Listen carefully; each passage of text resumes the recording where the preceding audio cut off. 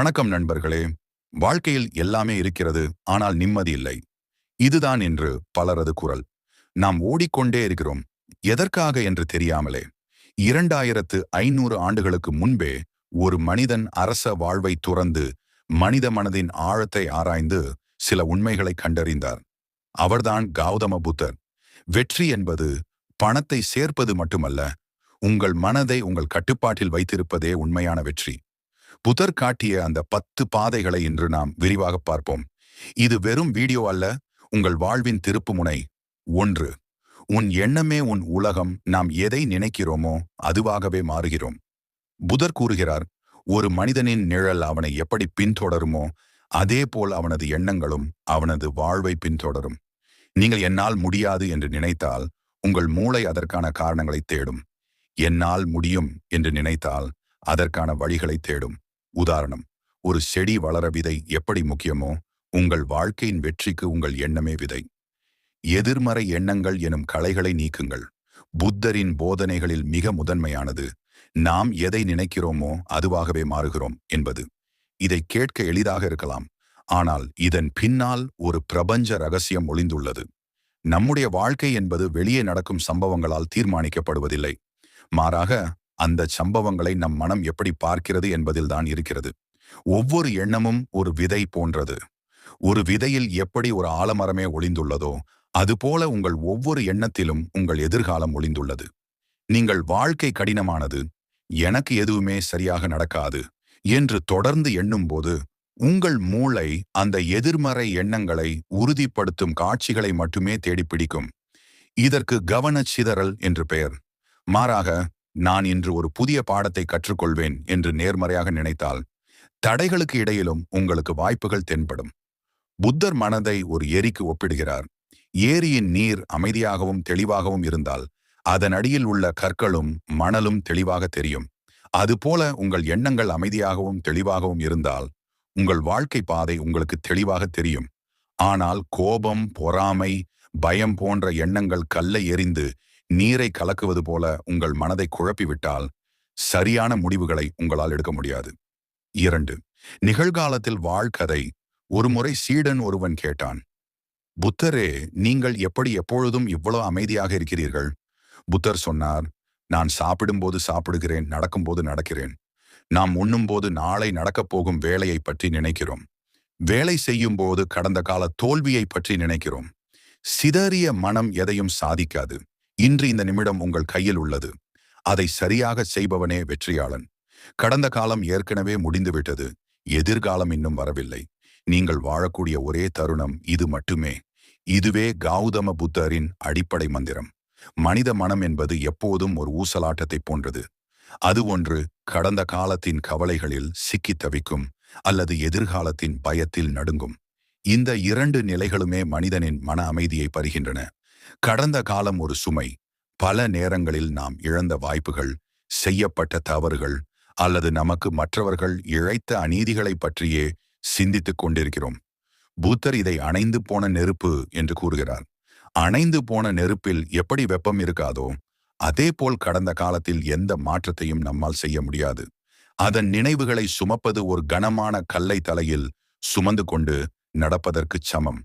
இது தேவையற்ற மன அழுத்தத்தையும் கவலையையும் மட்டுமே தருகிறது. எதிர்காலம் ஒரு நிழல். இன்னொரு பக்கம், நாளை என்ன நடக்கும் என்ற கவலை நம்மை வாட்டுகிறது. எதிர்காலத்தை பற்றிய திட்டமிடல் அவசியம் என்றாலும் அதை பற்றிய பயம் நம் இன்றைய மகிழ்ச்சியை கொன்றுவிடுகிறது. நாம் கற்பனை செய்யும் பெரும்பாலான பிரச்சனைகள் நிஜத்தில் நடப்பதே இல்லை. நடக்காத ஒரு விஷயத்திற்காக இன்று நாம் வருத்தப்படுவது இல்லாத ஒரு நிழலை துரத்துவதற்கு சமம். புத்தர் கூறுவது போல, மகிழ்ச்சிக்கான ஒரே வழி விழிப்புணர்வு மட்டுமே. நீங்கள் சாப்பிடும்போது உணவின் சுவையை முழுமையாக உணருங்கள். நடக்கும்போது பாதங்கள் பூமியில் படுவதை கவனியுங்கள். சுவாசிக்கும் போது காற்று உள்ளே சென்று வெளியே வருவதை கவனியுங்கள். இப்படி செய்யும் போது உங்கள் மனம் அலைப்பாய்வதை நிறுத்திவிட்டு இப்போது இருக்கும் தருணத்தில் ஒன்றி போகும். ஒருமுறை புத்தரிடம் ஒருவர் கேட்டார், நீங்கள் ஏன் இவ்வளவு பிரகாசமாகவும் அமைதியாகவும் இருக்கிறீர்கள்? அதற்கு அவர், நாங்கள் கடந்த காலத்திற்காக வருந்துவதில்லை, எதிர்காலத்திற்காக கவலைப்படுவதில்லை. நாங்கள் இன்று வாழ்கிறோம், அதனால் நாங்கள் ஒளி வீசுகிறோம் என்று பதிலளித்தார். 3. உன்னை நீயே வெல். உலகில் நாம் பல வெற்றிகளை தேடி ஓடுகிறோம். தேர்வில் வெற்றி, வேலையில் உயர்வு, போட்டிகளில் முதலிடம் என நம் இலக்குகள் எப்போதும் வெளிப்படையானதாகவே இருக்கின்றன. ஆனால் கௌதம புத்தர் ஒரு ஆச்சரியமான உண்மையை உலகிற்கு சொன்னார். மற்றவர்களை வெல்வது பலவீனம், உன்னை நீயே வெல்வதே உண்மையான பலம். ஒரு மனிதன் தன் மனதையும் அதன் ஆசைகளையும் உணர்ச்சிகளையும் எப்போது கட்டுப்படுத்துகிறானோ அப்போதுதான் அவன் உண்மையான வெற்றியாளன் ஆகிறான். ஏன் உன்னை நீயே வெல்ல வேண்டும்? நமது மிகப்பெரிய எதிரி வெளியே இல்லை, நமக்குள்ளேயே இருக்கிறான். கோபம், பொறாமை, சோம்பல், பேராசை மற்றும் பயமாகிய வடிவங்களில் அந்த எதிரி நம் மனதிற்குள் ஒளிந்து கொண்டிருக்கிறான். ஒரு சிறிய கோபம் உங்கள் பல கால உழைப்பை அழித்துவிடும். ஒரு சின்ன சோம்பல் உங்கள் கனவுகளை தள்ளி போடும். இந்த உள் எதிரிகளை வெல்லாதவரை நீங்கள் வெளியே எத்தனை வெற்றிகளை குவித்தாலும் அது நிலையற்றது. மனம் என்னும் கடிவாளம் இல்லாத குதிரை. புத்தர் மனதை ஒரு கட்டுக்கடங்காத குதிரைக்கு ஒப்பிடுகிறார். அந்த குதிரை எங்கு வேண்டுமானாலும் ஓடும், நம்மை பள்ளத்தில் தள்ளும். ஆனால் விழிப்புணர்வு எனும் கடிவாளத்தை போட்டு அதை அடக்க பழகிவிட்டால் அது உங்களை நீங்கள் விரும்பிய இலக்கிற்கு சரியாக கொண்டு செல்லும். தன்னை தான் காக்கின் சினம் காக்க என்ற வள்ளுவரின் வரிகளும் புத்தரின் இந்த தத்துவத்தோடு ஒத்துப்போகின்றன.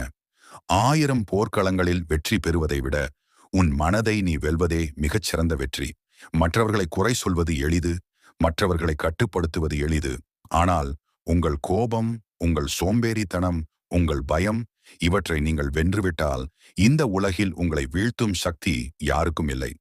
4வது சிறு முயற்சிகளின் வலிமை ஒரு குடம் துளி துளியாகத்தான் நிறையும் என்பது கௌதம புத்தரின் மிகச்சிறந்த பொன்மொழி. நாம் மிகப்பெரிய இலக்குகளை கண்டு மலைத்து போய் தொடங்குவதற்கே பயந்து தயங்கி நிற்கிறோம். ஆனால் எந்த ஒரு மாபெரும் பயணமும் ஒரு சிறு அடியில்தான் தொடங்குகிறது. அந்த முதல் அடியும் அதை தொடர்ந்து எடுக்கப்படும் சிறு சிறு முயற்சிகளுமே வெற்றியை தீர்மானிக்கின்றன. சிறு துளிகளின் ரகசியம். பாறையில் விழும் ஒரு நீர்த்துளிக்கு பாறையை உடைக்கும் வலிமை கிடையாது. ஆனால் அதே நீர்த்துளி தொடர்ந்து ஒரே இடத்தில் விழுந்து கொண்டிருந்தால் காலப்போக்கில் அந்த கடினமான பாறையிலும் ஓட்டை விழும். இதைப் போலவே நம்முடைய சிறிய தொடர்ச்சியான முயற்சிகள் மிகப்பெரிய மாற்றங்களை உருவாக்கும். புத்தர் கூறுவது போல, நீங்கள் செய்யும் நற்செயலோ அல்லது உழைப்போ எவ்வளவு சிறியதாக இருந்தாலும் அதை அலட்சியம் செய்யாதீர்கள். அவை ஒவ்வொன்றும் உங்கள் வெற்றி குடத்தில் சேரும் ஒவ்வொரு துளி நீர். ஒரு குடம் நீர் சொட்டு சொட்டாகத்தான் நிறையும். பலர் எடுத்தவுடனேயே பெரிய வெற்றியை எதிர்பார்க்கிறார்கள். அது சாத்தியமில்லை. நீங்கள் ஒரு புஸ்தகத்தை எழுத விரும்பினால் இன்று ஒரு வரி எழுதுங்கள். நீங்கள் ஒரு தொழிலை தொடங்க விரும்பினால் இன்று ஒரு சிறு அடி எடுத்து வையுங்கள். பயிற்சி. ஒவ்வொரு நாளும் 1% முன்னேற முயற்சி செய்யுங்கள். 365 நாட்களில் நீங்கள் வியக்கத்தக்க மனிதராக மாறியிருப்பீர்கள். 5. கோபத்தை கைவிட ஆத்திரத்தை கட்டுப்படுத்துவது என்பது ஒரு சூடான நிலக்கரியை மற்றவர் மீது வீசும் நோக்கத்தில் நீங்களே கையில் பிடித்து கொண்டிருப்பதற்கு சமம். இறுதியில் அது உங்கள் கையைத்தான் சுடும். இது கோபத்தை பற்றி புத்தர் சொன்ன புகழ்பெற்ற உண்மை. கோபம் என்பது மற்றவர்களுக்கு நாம் கொடுக்கும் தண்டனை அல்ல, நமக்கே நாம் கொடுத்து கொள்ளும் சித்திரவதை என்பதை உணர்வதே ஞானத்தின் தொடக்கம். கோபம் எனும் விஷம். கோபம் வரும்போது நம்முடைய அறிவு வேலை செய்வதை நிறுத்திவிடுகிறது. புத்தர் கோபத்தை ஒரு தீ என்கிறார். தீ எப்படித்தான் பற்றி கொண்ட இடத்தையும் எரித்து சுற்றி உள்ளவற்றையும் அழிக்கிறதோ அதேபோல் கோபம் முதலில் நம் மன அமைதியை அழித்துவிட்டு பின்பு நம் உறவுகளையும் வாழ்வையும் சிதைக்கிறது. கோபத்தில் பேசப்படும் ஒரு சொல் பல வருட நட்பை ஒரு நொடியில் உடைத்துவிடும் வலிமை கொண்டது. கோபம் என்பது எரியும் நெருப்புக் கனலை மற்றவர் மீது எரிய நீங்கள் கையில் வைத்திருப்பதை போன்றது. அது முதலில் உங்களைத்தான் சுடும். கோபத்தில் எடுக்கப்படும் எந்த முடிவும் சரியாக இருப்பதில்லை. கோபம் உங்கள் புத்தியை மழுங்கடிக்கும். அமைதியாக இருப்பதே மிகப்பெரிய ஆயுதம். 6வது சரியான நட்பு. புத்தர் சொன்னார், உங்களுக்கு சரியான வழிகாட்டியோ அல்லது உங்களை விட சிறந்த நண்பனோ கிடைக்கவில்லை என்றால் தனித்தே பயணம் செய்யுங்கள். அறிவற்றவர்களுடன் நட்பு கொள்வதை விட தனிமை சிறந்தது. நீங்கள் பழகும் 5 நபர்களின் சராசரிதான் நீங்கள். உங்களை ஊக்கப்படுத்துபவர்களுடன் இருங்கள். உங்களை மட்டம் தட்டுபவர்களிடமிருந்து விலகி இருங்கள். வாழ்க்கை பயணத்தில் நாம் சந்திக்கும் மனிதர்களில் பலரை நண்பர்களாக கருதுகிறோம். ஆனால் புத்தரின் போதனைகளின்படி ஒரு நல்ல நண்பன் என்பவன் வெறும் மகிழ்ச்சியில் பங்கு கொள்பவன் மட்டுமல்ல, நம்மை நல்வழிப்படுத்துபவனே உண்மையான நண்பன். மோசமான நண்பர்களுடன் இருப்பதை விட தனியாக இருப்பதே சிறந்தது என்று புத்தர் நட்பின் தரத்திற்கு அதிக முக்கியத்துவம் கொடுத்தார். 7வது விடாமுயற்சி பாதையில் செல்லும் போது நீ எவ்வளவு மெதுவாக செல்கிறாய் என்பது முக்கியமல்ல, நீ நிற்காமல் செல்கிறாய் என்பதுதான் முக்கியம். இது விடாமுயற்சி குறித்து புத்தர் காட்டிய வழி. கௌதம புத்தர் ஞானம் பெற்றது ஒரு நொடியில் நடந்ததல்ல.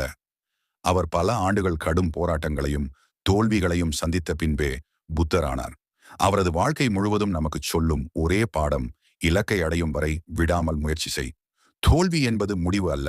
பலர் ஒருமுறை முயற்சி செய்துவிட்டு தோல்வி கிடைத்ததும் இது நமக்கானது அல்ல என்று ஒதுங்கி விடுகிறார்கள். ஆனால் புத்தர் தோல்வியை ஒரு பாடமாக பார்க்கச் சொல்கிறார்.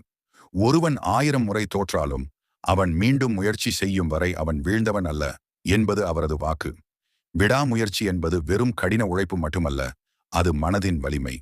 இலக்கை நோக்கிச் செல்லும் பாதையில் நீங்கள் செய்யும் 2 தவறுகள். ஒன்று பாதியிலேயே நிறுத்துவது, இன்னொன்று பயணத்தை தொடங்காமலே இருப்பது. தொடக்கம் கடினமாகத்தான் இருக்கும். ஆனால் பாதையில் தடைகள் வரும்போது பின்வாங்காதீர்கள். புத்திசாலிகள் தடைகளை கற்களாக மாற்றி அதன் மேல் ஏறி நிற்பார்கள். 8. பொறாமையை தவிர மற்றவர்களின் வெற்றியை கண்டு பொறாமைப்படுவது உங்களுக்கு நீங்களே விஷம் குடித்துவிட்டு மற்றவர் சாக வேண்டும் என்று நினைப்பதற்கு சமம். அடுத்தவர் பாதையை தேடாதீர்கள், உங்கள் பாதையை உருவாக்குங்கள். ஒவ்வொருவருக்கும் ஒரு தனித்துவமான நேரம் உண்டு. உங்களை விட சிறந்தவர்களுடன் ஒப்பிட்டு பொறாமைப்படாதீர்கள். உங்களை விட தாழ்ந்தவர்களுடன் ஒப்பிட்டு தலைக்கணம் கொள்ளாதீர்கள் என்கிறது பௌத்தம். ஒவ்வொருவரும் தத்தமது கர்ம வினைப்படி கார்மா தமக்குரிய பலன்களை பெறுகிறார்கள். மற்றவர் முன்னேறுவது உங்களை வீழ்த்துவதற்காக அல்ல, அது அவர்களது உழைப்பின் பலன் என்பதை புரிந்து கொள்ள வேண்டும். புத்தர் ஒரு கதையின் மூலம் இதை புரிய வைக்கிறார். ஒரு பண்ணையில் உழைக்கும் ஒரு காளை அங்குள்ள ஒரு பன்றிக்கு சுவையான உணவுகள் அளிக்கப்படுவதைக் கண்டு பொறாமைப்பட்டது. ஆனால் அந்த பன்றி ஒரு விருந்துக்காக கொல்லப்படுவதைக் கண்டபோது கடினமாக உழைத்தாலும் எளிய உணவை உண்பதே மேலானது என்பதை உணர்ந்தது. வெளித்தோற்றத்தை கண்டு பொறாமைப்படாதீர்கள். அதன் பின்னால் உள்ள உண்மைகள் நமக்கு தெரியாது. 9. நன்றி உணர்வு. உன்னிடம் இருப்பதற்கு நன்றி சொல். உன்னிடம் இல்லாதது உன்னை தேடி வரும். காலையில் எழுந்தவுடன் இன்று நான் உயிருடன் இருக்கிறேன், சுவாசிக்கிறேன் என்பதற்கு நன்றி சொல்லுங்கள். குறை சொல்லிக் கொண்டே இருப்பவர்களுக்கு வெற்றி கதவுகள் திறக்கப்படுவதில்லை. வாழ்க்கையில் நமக்கு கிடைத்தவற்றுக்காக நன்றி கூற கற்றுக்கொள்ளுங்கள். இன்று நாம் நிறைய கற்கவில்லை என்றாலும், கொஞ்சமாவது கற்றோம். கொஞ்சம் கூட கற்கவில்லை என்றாலும் நாம் நோய்வாய்ப்படவில்லை. நோய்வாய்ப்பட்டிருந்தாலும் நாம் இன்னும் உயிரோடு இருக்கிறோம். எனவே எல்லாவற்றிற்கும் நன்றி கூறுவோம். இதுவே நன்றி உணர்வு குறித்து புத்தர் காட்டிய எளிய வழி. ஏன் நன்றி உணர்வு அவசியம்? புத்தரின் போதனைப்படி ஒரு மனிதன் எப்போது போதும் என்ற மனப்பக்குவத்தை அடைகிறானோ அப்போதே அவன் உண்மையான செல்வந்தனாகிறான். நன்றி உணர்வு இல்லாத மனம் எப்போதும் இன்னும் வேண்டும் என்ற பேராசையில் தவிக்கும். இது ஒரு ஓட்டை பானையில் நீரை ஊற்றுவதற்கு சமம்.